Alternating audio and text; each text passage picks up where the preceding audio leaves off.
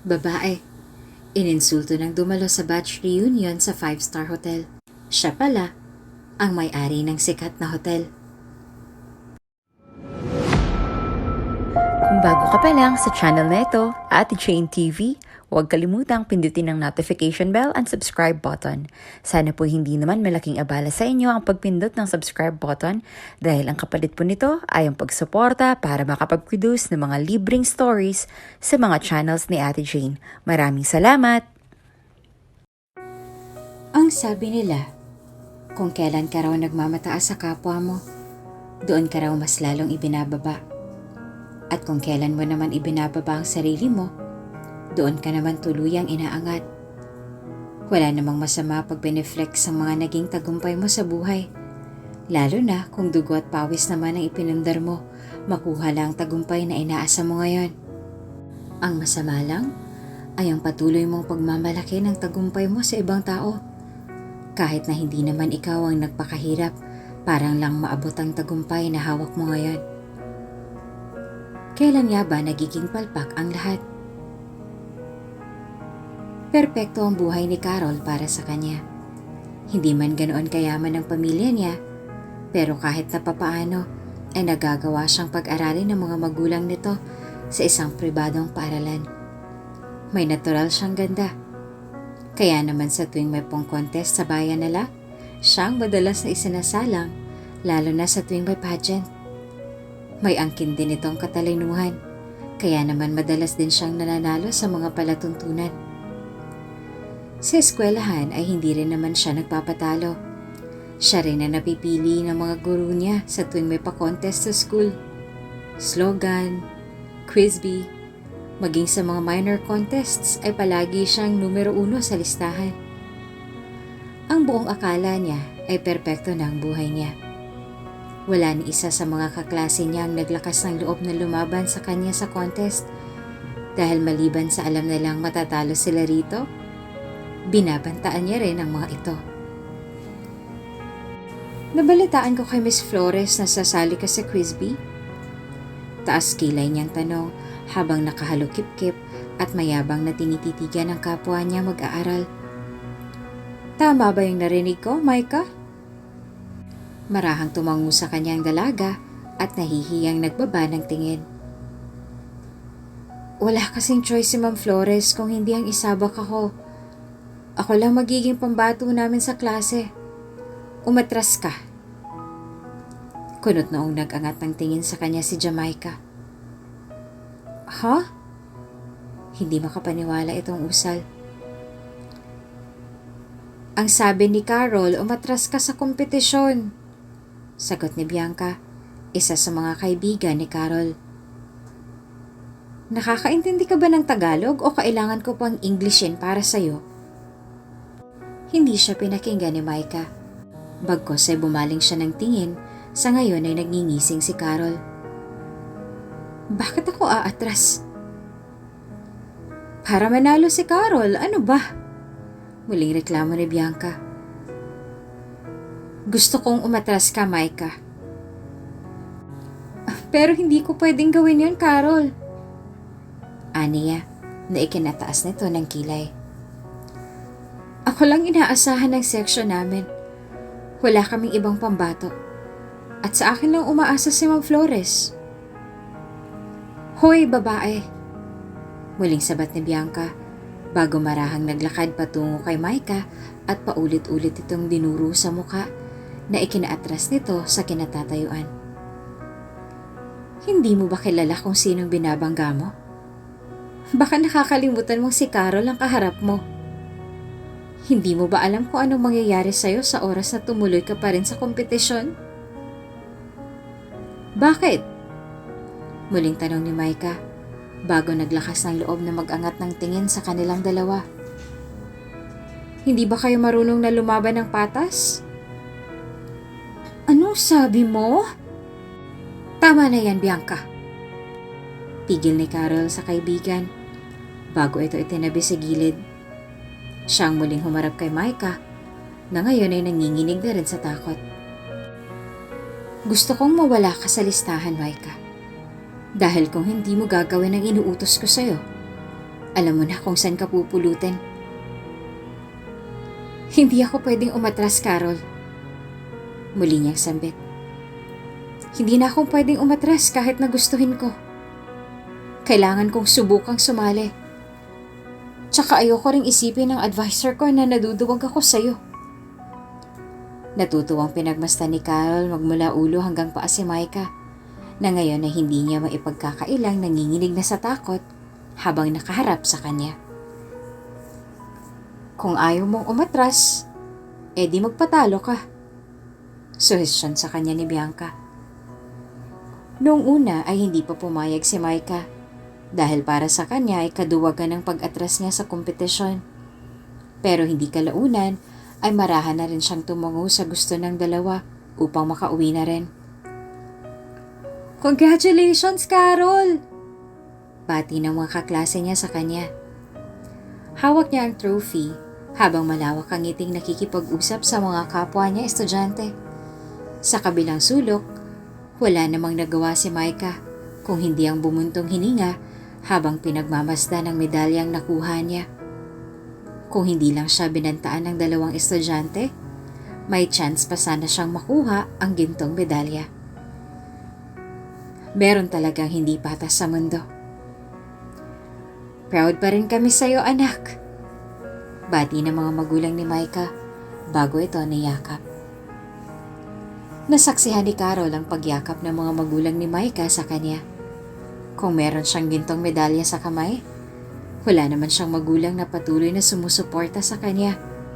Abala sa mga trabaho nito ang mga magulang niya. Kaya naman gustuhin niya mang pumunta ang mga ito sa araw ng kompetisyon, ay wala rin naman siyang nagawa.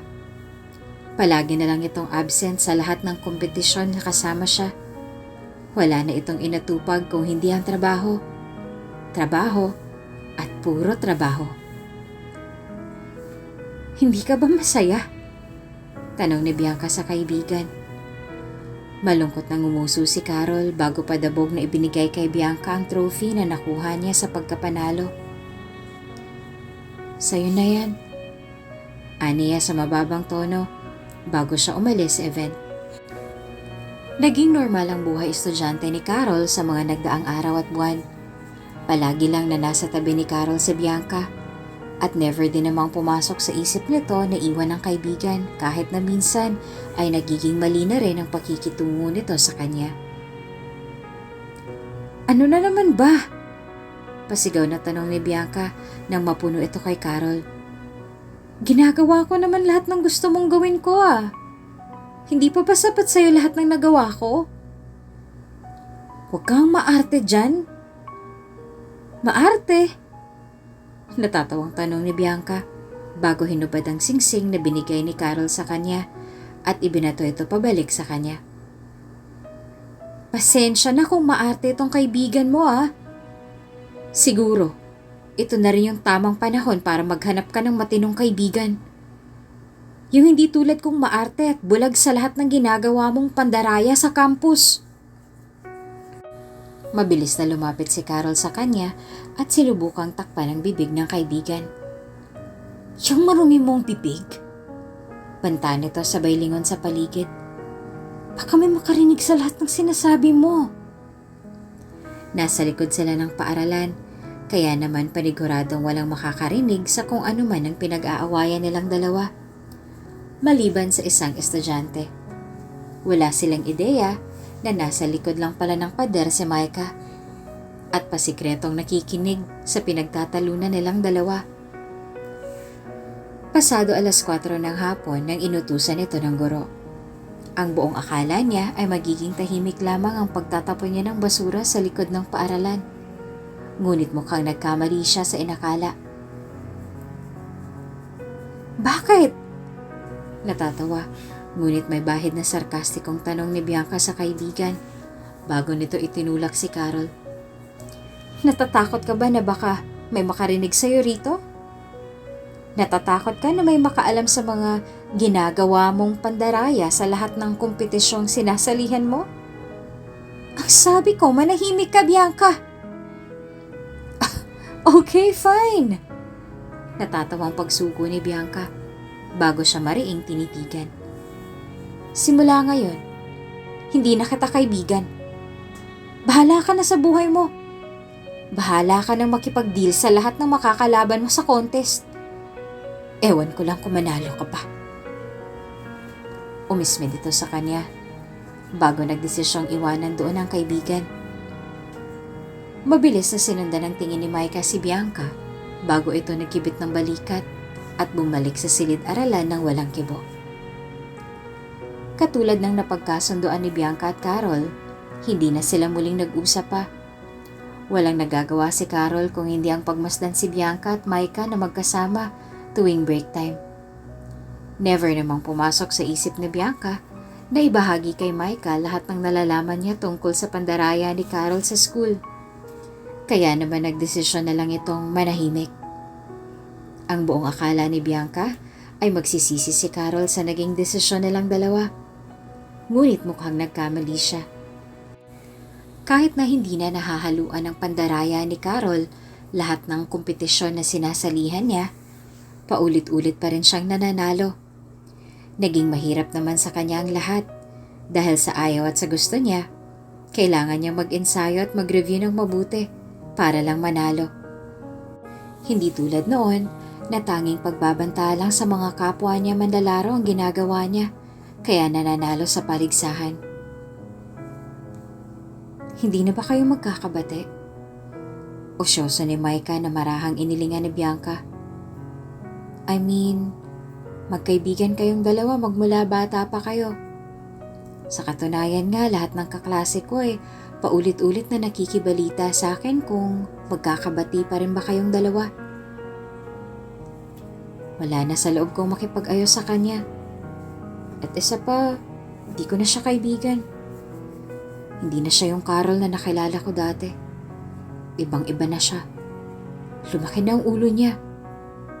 Sagot nito na tinanguan na lang ni Micah bago lihim na lumingon kay Carol na ngayon ay mag-isang kumakain ng lunch sa desk niya.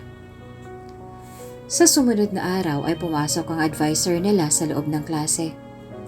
Malapad ang ngiti nito nang ipinakita nito sa kanilang lahat ang bago nilang kaklase.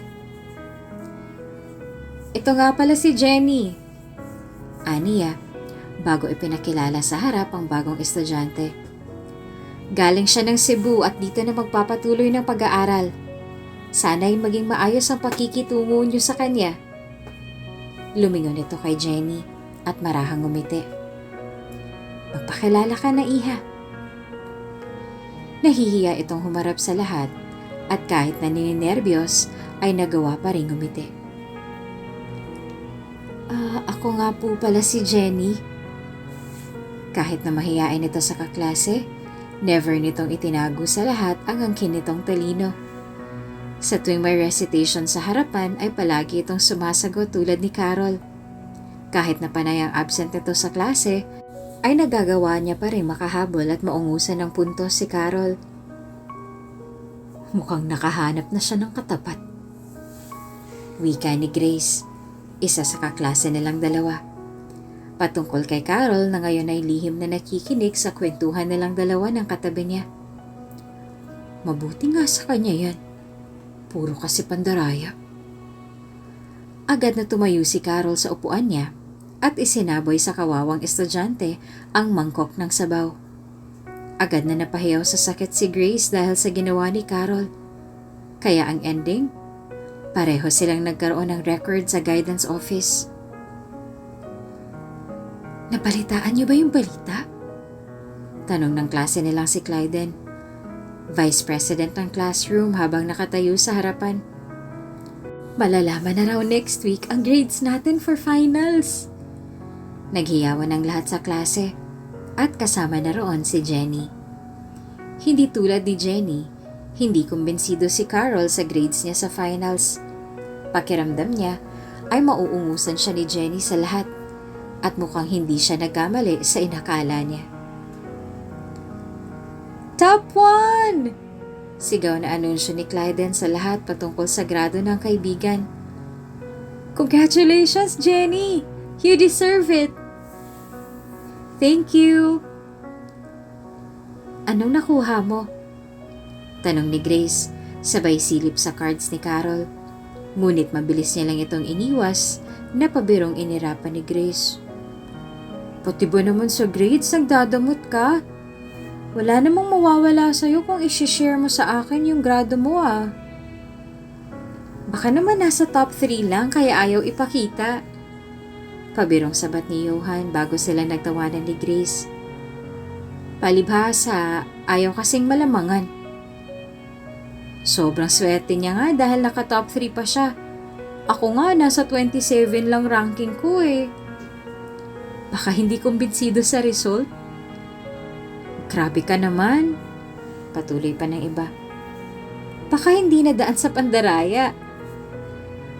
Sa halip na makinig sa mga patutsada ng mga iba, ay nagdesisyon na lang si Carol na padabog na ligpitin ang mga gamit at nagmamadaling lumabas ng classroom nila.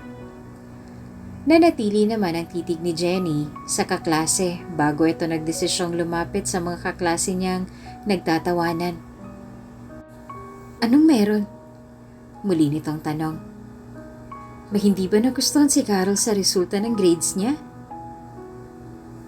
Yung babaeng yon? Tanong ni Grace na tinanguan niya. Ay nako, huwag mo nang problemahin yun. Hindi lang yun sanay na may nakakalamang sa kanya. Kaya hayaan mo na siya. Huwag mo nang intindihin yun, ganun talagang ugali niya. Sabat naman ang isa pa nilang kaklase. Naku, kung alam mo lang kung anong ibinunyag ng dati niyang kaibigan last year, baka mawindang ka pa sa malaman mo. Agad na umarko ang kilay ni Jenny, ngunit mukhang may alam na siya sa sinabi ng kaklase niya. Hindi niya man itago, ngunit tila ba may nararamdaman siyang kung ano sa dibdib niya. Naaawa nga ba siya kay Carol?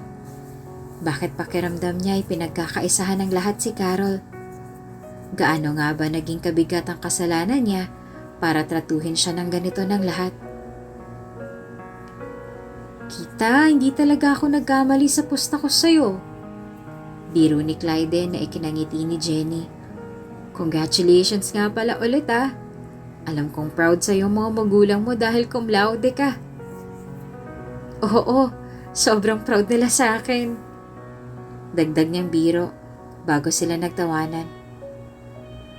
Masakit para kay Carol ang masaksihan si Jenny na unti-unting naglalakad sa stage upang kuhanin ang titulong akala niya ay para sa kanya. Ginawa niya ang lahat ng kaya niyang gawin upang makuha ang pagiging cum laude. Ngunit mukhang kulang pa ang lahat ng iyon. Kahit na ilang beses niya mang subukang lusutan si Jenny sa pag-abot nito, tila ba hindi pa rin sapat lahat ng ginawa niya dahil napunta pa rin ito sa kaklase. Wala siyang nagawa kundi ang bumuntong hininga na lamang bago tumalikod upang maglakad na palayo. Hindi niya pa man maihakbang ang mga paa niya, ay narinig niya si Jenny na tumawag sa pangalan niya. Carol! Kanina pa kita hinahanap. Aniya na may ngiti sa labi. Bakit naman? Muli itong umiti sa kanya kahit na mukha namang hindi interesado si Carol sa sasabihin niya.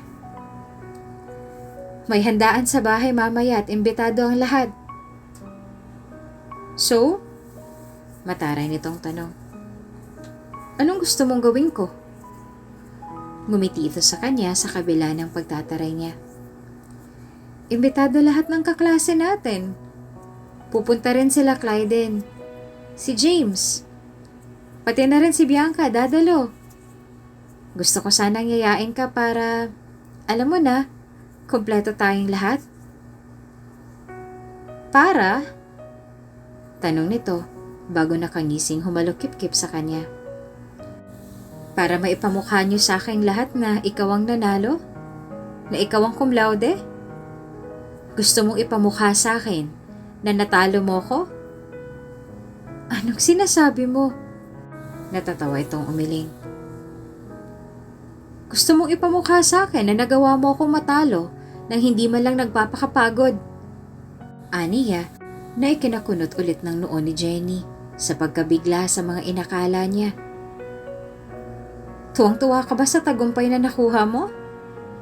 First time mo ba yan? Gusto ko lang namang imbitahan ka sa party ko, Carol. Anong nangyayari dito?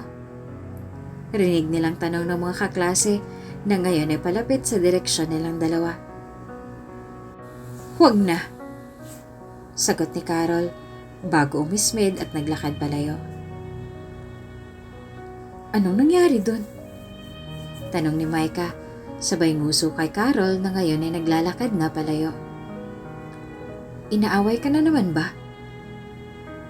Baka naman pinagseselosan ka, Jenny. Hayaan niyo na siya.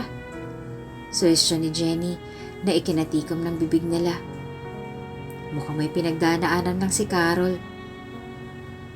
Sa bagay, muling sambit ni Bianca habang tatango-tango sa sinabi ni Jenny. Ang balita ko ay dismayado raw sa kanyang parents niya dahil hindi siya nag-cum laude. Kaya ang ending, hindi sila umattend ng graduation. Grabe naman. Kung ako talaga si Carol, baka makaramdam din ako ng lungkot. Sinabi mo pa. Tango ng isa. Isipin mo ha, sabat ni Grace bago pumagitna sa kanilang lahat. 17 years kang nakikipagkumpetensya sa lahat para lang makuha yon. Pero naisahan ka lang ng isang transferee. Malas lang talaga siya, Grace. Nagpatuloy silang lahat sa pagpapalitan ng chismis tungkol kay Carol, habang wala namang nagawa si Jenny kung hindi ang malungkot lang na pagmasdan si Carol na maglakad palayo, bit-bit lamang ang kaisa-isang diploma nito. Tama ang chismis ng lahat. Dahil nang sandaling makauwi si Carol sa bahay, wala rito ang parents niya upang salubungin sana at batiin siya. Katulad ng sinabi ng mga kaklase niya kanina, dismayado ang mga ito dahil hindi niya nakuha ang titulong 17 years niyang pinaghirapan. Nawala ang lahat sa kanya nang dahil kay Jenny. Kaya naman hindi niya naiwasang makaramdam ng inggit dito. Nasa kanya na ang lahat. Maganda si Jenny at balingkinita ng katawan. Maraming nagkakagusto sa kanya dahil bukod sa maganda, masarap din siyang pakisamahan. Kaya naman hindi na siya nagtataka kung bakit marami siyang kaibigan sa campus. Siya rin ang paborito ng mga professor nila sa klase. Kaya naman alam niyang doon pa lang ay wala na siyang laban. Hindi niya maipagkakailang ang inggit na nararamdaman niya kay Jenny ay unti-unting lumago sa paglipas ng panahon. Nang magkaroon siya ng chance na makapagtrabaho sa ibang bansa, hindi niya na sinayang ang pagkakataong iyon. Doon niya hinubog ang talento niya sa pagmomodelo. Bit-bit ang inggit at sama ng loob niya para kay Jenny, sinubukan niyang iangat pa ang kanyang sarili. Naniwala siya na magagawa niyang makamit ang lahat kung wala si Jenny sa landas niya. Na magagawa niyang abutin ang lahat kung wala si Jenny sa paligid at handang hablutin ang pangarap na meron siya. Sa ibang bansa na siya ikinasal at nagkaroon ng pamilya. Isang mahusay na arkitekto ang napangasawa niya. Kaya naman kahit na hindi na siya magpakahirap sa pagkayod sa trabaho bilang modelo, alam niyang safe na ang future niya at ng anak niya. Sinikap ni Carol ang makapagtrabaho. Kahit napagod galing sa photoshoot ay tuloy pa rin siya. Hindi lamang siya sumikat sa abroad dahil maging sa Pilipinas ay alam niyang sumisikat lahat ng photoshoot niya roon. Lalo na sa mga sikat na clothing na alam niyang patok sa bansang iyon. Ang ganda mo talaga, Carol. Muling puri ng manager niya habang pinagmamasdan ng magazine na siya mismo ang cover. Alam kong lolobo na naman ang sales ng Ka-Vogue kapag nirelease to. Nakangiti na lamang siyang tumango sa manager bago ito tuluyang nagpaalam upang umuwi ng bahay. Magkakaroon daw kayo ng reunion sa Pilipinas? Tanong ng asawa niya habang kumakain sila ng hapunan sa hapag. Hindi niya inaasahang makakarating sa asawa niya ang tungkol sa reunion nila sa batch niya. Ang buong akala niya ay nakalimutan na siya ng mga naging kaklase niya dati dahil hindi na siya nito muling kinamusta pa. Niwala na nga siyang naging balita sa mga ito. Kung ano na nga ba ang daang tinahak ng mga ito bago sila nagkawatak-watak dati. Hindi ko alam. Pagsisinungaling niya. Hindi naman ako interesado kung sakali mang magkaroon sila ng reunion. Alam mo naman, hindi naging maganda ang high school days ko dahil sa mga ipokrita kong kaklase. Hanggang ngayon ba naman ay hindi mo pa rin sila napapatawad, Han? Hindi ko na sila mapapatawad pa.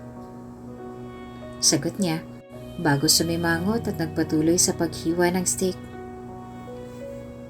Never ko silang mapapatawad sa ginawa nila sa akin. Nasa harap natin ang batahan. Banta ng asawa niya, sabay sulyap sa 8 taong gulang nilang anak na babae. Baka marinig ka sa mga sinasabi mo. Baka mahawa yan sa ugali mo. Isang ismid ang ginawa ni Carol bago tahimik na pinagmasdan ng anak niyang abala pa rin sa pagbabasa ng libro kahit na nasa hapag na sila.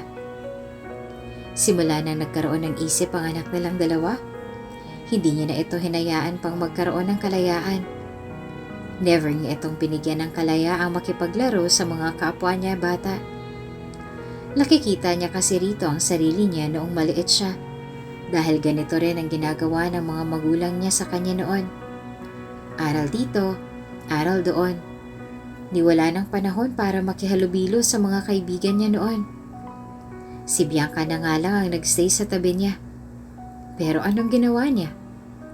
Minaliit niya ito at ang buo niyang pamilya, kaya naman hindi niya rin masisi ang dati niyang kaibigan na tuluyan na siyang tinalikuran at sumama sa grupo ni Jenny upang sabay-sabay siya nitong maliitin mula sa malayo. Speaking of Jenny, aattend kaya siya ng reunion? May ipinadala silang invitation sa akin, tama? Tanong ni Carol sa asawa na kunot noon nitong tinanguan. Makikita ko bang list ng mga guests sa invitation nila? Depende, Han. Sagot ng asawa sa kanya bago muling kumunot ang noo sa itinanong nito. Bakit? May bala ka na bang umuwi ng Pilipinas para umattend? Sana. Kapag nakita ko yung listahan ng mga guest. Sagot nito. May link na nakapaloob sa invitation card. Sagot nito na tinanguan niya. I-access mo na lang sa website. Pagkatapos ng photoshoot ni Carol, ay hindi na siya nag-aksaya pa ng panahon. Isang simpleng silk dress ang isunuot niya bago siya nagdesisyong umupo sa study table na lang dalawa ng asawa niya. Gamit ang computer nito, in-access niya ang link na nakapaloob doon. Tama nga ang sinabi ng asawa niya. Dahil lang sandaling mabuksan niya ang link, listahan agad ng guests ang bumungad sa mga mata niya. Unang-una sa listahan ng guest ay si Jenny. Naroon rin ang mga sponsor ng reunion nila. Ngunit malaki ang pagtatakang bumalot sa kanya nang makita niyang hindi man lang pinangalanan kung sino ang principal sponsor ng reunion nila. Gaano ba kayaman ang principal sponsor ng reunion? At bakit siya lang nasa listahan ng sponsor? Bulong niya sa sarili bago tuluyang pinatay ang laptop. Para kay Carol, ito na ang pagkakataon niya upang ipagmalaki sa lahat nang nagmata sa kanya noon kung ano na ang narating niya ngayon. Baka nga may ilan sa kanila ang kusang loob na magbalik sa kanya dahil sa tagumpay na narating niya. Alam niyang siya lang ang nakaabot sa rurok ng tagumpay sa batch nila. Kaya alam niyang titingalain siya ng lahat once na umattend siya sa reunion na iyon. Uuwi ako. Balita niya sa asawa na ikinagulat pa nito. Gusto kong isampal sa kanilang lahat na kaya ko nang bilhin ang pagkatao nila. Is that so? Tanong niya na hindi nito masagot. Uuwi ka ba doon para makabonding sa kanila o uuwi ka lang doon dahil may gusto kong patunayan sa kanila, Carol? Alam mo naman kung anong isasagot ko, diba? Taas kilay niyang sagot sa asawa na ikinatawa lang nito. Tingnan natin kung sinong titingala sa akin sa oras na makauwi ako sa bansang yon. Tulad ng ipinangako niya sa sarili, dali-dali siyang nag-book ng flight. Ipinaalam niya rin sa lahat ng housekeeper niya sa bahay na uuwi siya. Kaya naman inutos niya sa lahat ng ito na ayusin na ang lahat. Siya lang ang uuwi ng Pilipinas dahil may pasok pa ang anak niya sa school. Abala naman sa trabaho ang kanyang asawa, kaya naman kahit nagustuhin niyang samahan siya nito, ay wala rin naman itong nagawa. Nakahanda na po ang kotse, ma'am. Bungad ng driver na tinanguan niya. Taas noon niyang sinuot ang mamahalin niyang aviator bago siya nagdesisyong pumasok sa loob ng sasakyan. Kahit na malalim na rin ang gabi, ay sinubukan niya pa rin magsuot ng aviator. Alam niyang pagtatawanan siya ng lahat sa oras na makita siya sa ganoong ayos. Ngunit wala siyang pakialam. Sa ngayon ay wala na siyang pakialam sa isipin ng iba. Dahil para sa kanya, ang reaksyon lang ni Jenny ang nais niyang masaksihan. Maiinggit nga ba ito sa kanya? Sa pagkakaalam niya, ay mahirap lang ang pamilya nito. Hindi tulad ng pamilya niya dati. Ang sabi nila ay nakatira lang daw ito sa ilalim ng tulay kasama ng parents niya. Naroon pa kaya ang mga magulang niya? Malamang ay hindi. Siguro naman ay nabilhan niya na ng bahay at lupa ang mga magulang niya. Ano nga ba magagawa ng titulo niya kung wala man lang itong patutunguhan? Kung doon pa rin sa ilalim ng tulay nakatirang parents niya, then ang malas nala. Dahil ipapagiba ko ang tulay na yon sa oras na mabili ko ang lupa kung saan sila nakatira dati. Aniya sa sarili bago ngumisi. Hinintay siyang pagbuksan ng pintuan ng driver niya bago siya marahang lumabas. Taas noon niyang tinungo ang loob. Nakangiting lumapit sa direksyon niya ang doorman at magalang na itinuro sa kanya ang loob. Isang luxurious hotel na yon sa mga pinagdausan nila ng family gathering dati, kaya naman hindi na bago sa kanyang pakikitungo ng mga clerk. Donya kung ituring siya ng mga ito, dahil kilala nga naman siya sa buong mundo. Sino nga ba siya? Siya lang naman, si Carol Legman. Isa sa mga pinakamayaman at pinakasikat na modelo sa buong mundo, na alam niyang hindi kailanman maaabot ni Jenny. Nang pumasok siya sa loob, nakuha niyang atensyon ng lahat. Marami ang natuwa nang makita siya ng mga ito, na naghubad ng aviator at nakangiti silang pinagmasdan isa't isa. Sino na nga ulit ako? Ako nga palang ipinagpalit niyo sa mga agaw na si Jenny. Bulong niya sa sarili bago tuluyang ngumisi. Dito, Carol! Sigaw ng isa sa mga naging kaklase niya dati. Nandito na siya, guys! Habang papalapit sa mesa, kitang-kita niya ang gulat sa mga mata ng mga naging kaibigan niya dati. Hindi tulad noon, may manghana sa mga mata nila habang masuri siyang pinagmastang lumakad patungo sa gawin nila. Oh wow, ang ganda mo! Tili agad ni Grace na tinawanan niya. Hindi man naging maganda ang paghihiwalay nila ng mga naging kaklase niya, kahit na papaano ay naturuan niya pa rin ang sarili niyang maging civil. Siyempre ay hindi mawawala ang kayabangan sa dating niya dahil mukhang parte na rin iyon ang pagkatao niya. Hindi rin napigilan ni Bianca ang sarili niyang lihim na purihin ang kaibigan. Alam niyang gagawin ni Carol ang lahat upang umangat, kaya naman hindi na siya nagulat pa nang muli ulit nagsalubong ang mata nila ng dati niyang kaibigan. Tama sila. Hindi na siya yung Carol na nakilala nila dati. Kung dati-rate, wala itong pakialam sa presensya nila. Ngayon naman ay para bang civil na lang siya kung makipag-usap sa kanila. Yung tipong parang walang galit na ibinoon sa kanila noon. Kahit na ipinaparinig nila dito lahat ng pang-aakusa at pangmamaliit nila dati. Ano ba? Muling sabit ni Carol nakakuha sa atensyon nila. Nandito tayo para magsaya at magkamustahan. Wala tayo rito para alalahanin ang nakaraan. Ani nito bago bumaling sa kanya at ngumiti. I miss you, Bianca. Gumiti siya rito at tumango. I miss you too, Carol. Hindi nagtagal ang titigan nila sa isa't isa, lalo na nang marinig nilang palakpakan ng lahat. Mabilis na lumingon si Carol sa direksyon ng paparating na yon. Agad na nawala ang ngiting nakaukit sa labi niya nang makita niya si Jenny na naglalakad patungo sa table nila. Nakangiti ito. Tulad niya ay nawala rin ang ngiting nakaukit sa labi ni Jenny, lalo na nang makita siya nito. Pero hindi tulad ni Carol, agad niyang ibinalik ang ngiti niya na hindi nagawa ni Carol. Nice to see you again, guys! Bati ni Jenny sa kanila bago sila nagpalakpakan. Anong ganap? Ikaw! Sambit ni Grace, dahilan upang matikom ni Jenny ang bibig niya. Anong ganap sa'yo, Jenny? Naglalakad ka pa lang sa hallway pero nakuha mo ng atensyon ng lahat Iba ka talaga?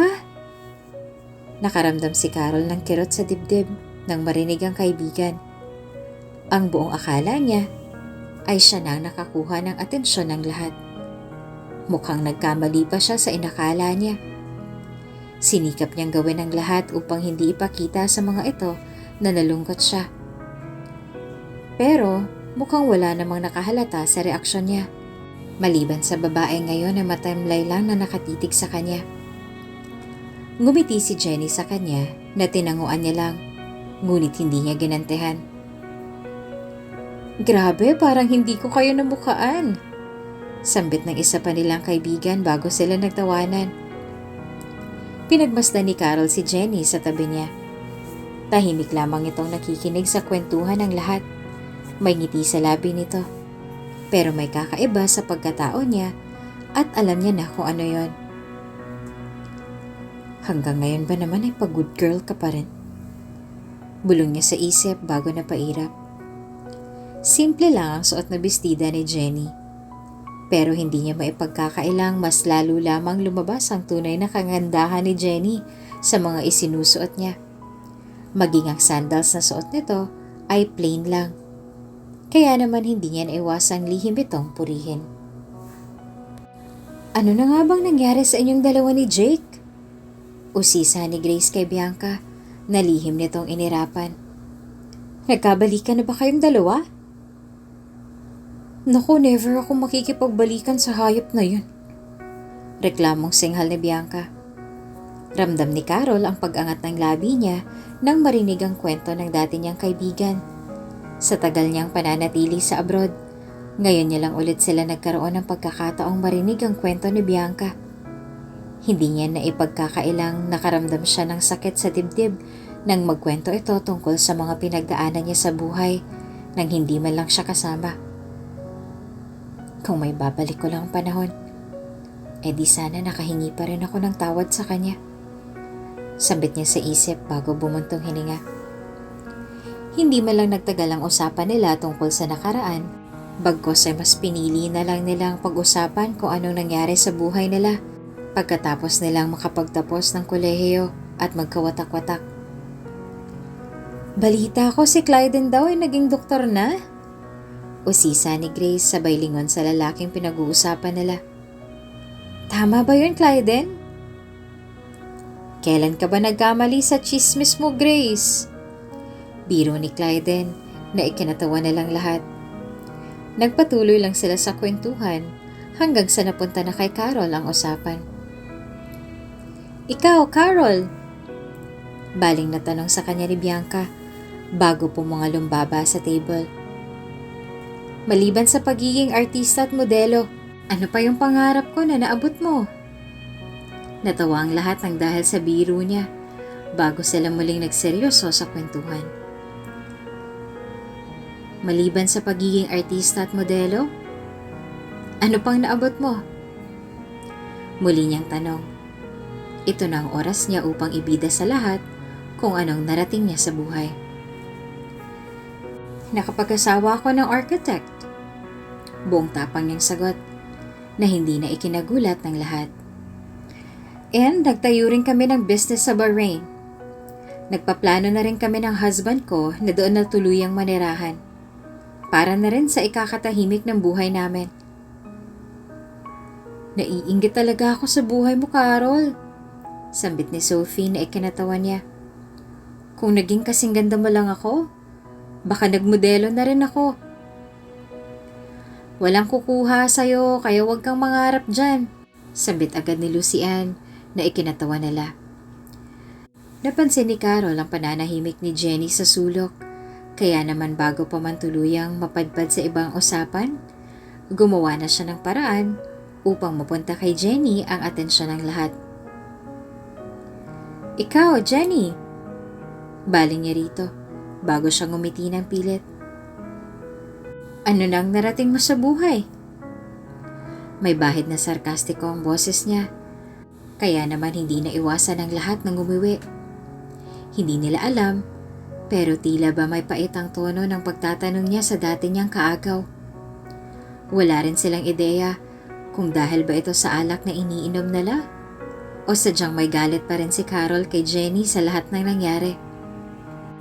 Pansin ko kasi na kanina ka pa nananahimik. Natatawa niyang dagdag na ikinangiti lang nito ng malungkot. So ano na nga bang narating mo sa buhay? Nakapag-asawa ka na rin ba ng lalaking kasing yaman ng asawa ko? Nagkaanak ka na rin ba?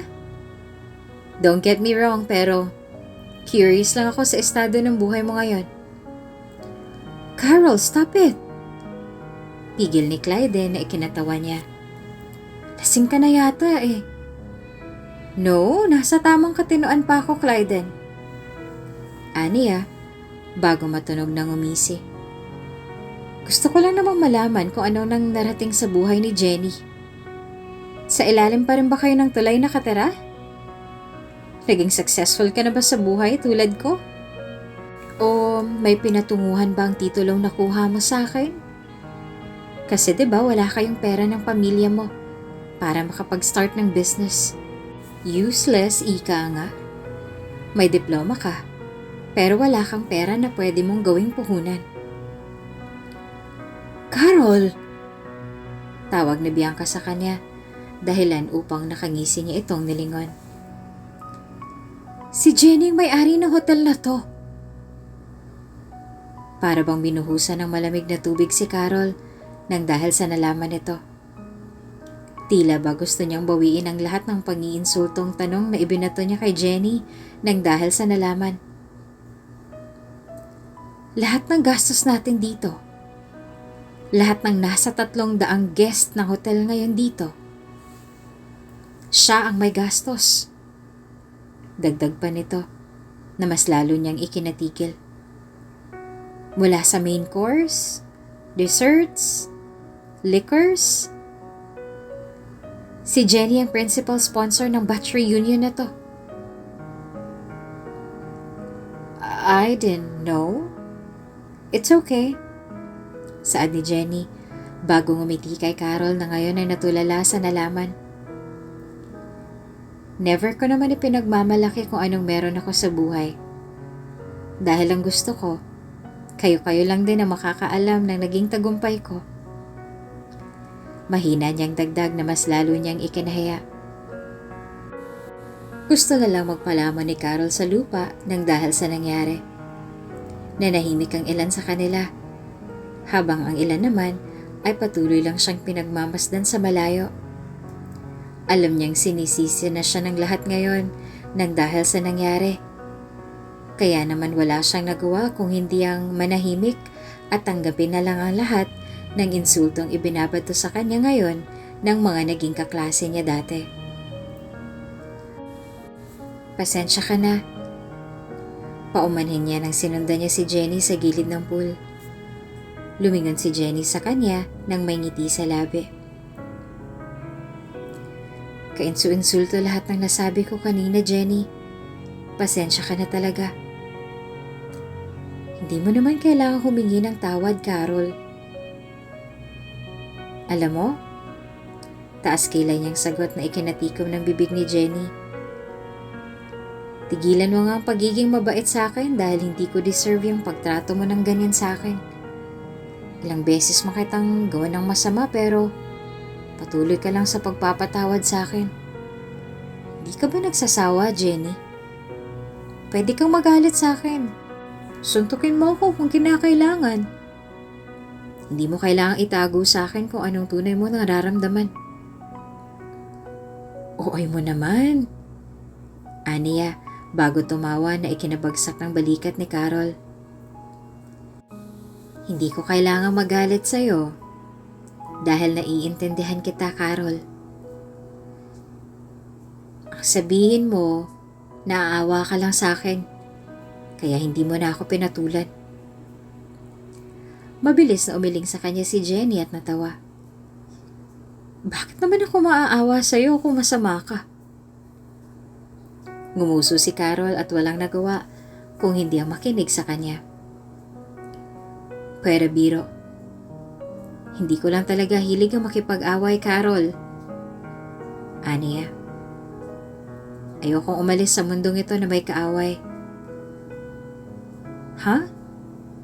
Isang malalim na buntong hininga ang pinakawalan niya bago matamis na ngumiti sa kanya. May sakit ako. At bilang nasa daliri ko ang panahon ko dito sa mundo. May cancer ako, Carol. Ramdam ni Carol ang pagmamasa ng mata niya nang dahil sa sinabi ni Jenny. Anong sinabi mo? Ngumiti ito sa kanya at tumango. Tamang narinig mo. Ayokong umalis sa mundong ito nang may kaaway. Kaya kung may galit ka sa akin, Carol, ito na ang tamang panahon para saktan mo ako. Nababaliw ka na ba? Reklamo niya na ikinatawa nito. Sobrang hirap ng pinagdaraanan mo ngayon pero nagagawa mo pa rin makatawa. Hindi kasi ako pinalaki ng magulang ko para magtanim ng galit, Carol. Muli niyang sambit na ikinatikom lang nito ng bibig. Hanggat kaya kong mabuhay ng may ngiti sa labi, gagawin ko. Mas lalo lang ako manghihina kung papatulan ko ang kalungkutan. Matagal silang hindi kumibo sa isa't isa, hanggang sa muling nagsalita si Carol. Pwede ba akong bumawi sa'yo, Jenny? Tanong ni Carol na ikinatigil nito. Hindi naman sa naaawa ko sa'yo, ha. Gusto ko lang makabawi sa lahat ng ginawa kong masama sa'yo.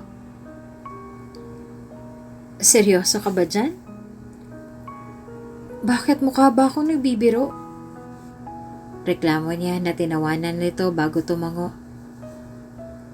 So, friends? Friends! Lakangiting sagot ni Jenny bago tinanggap ang kamay niyang nakalahad.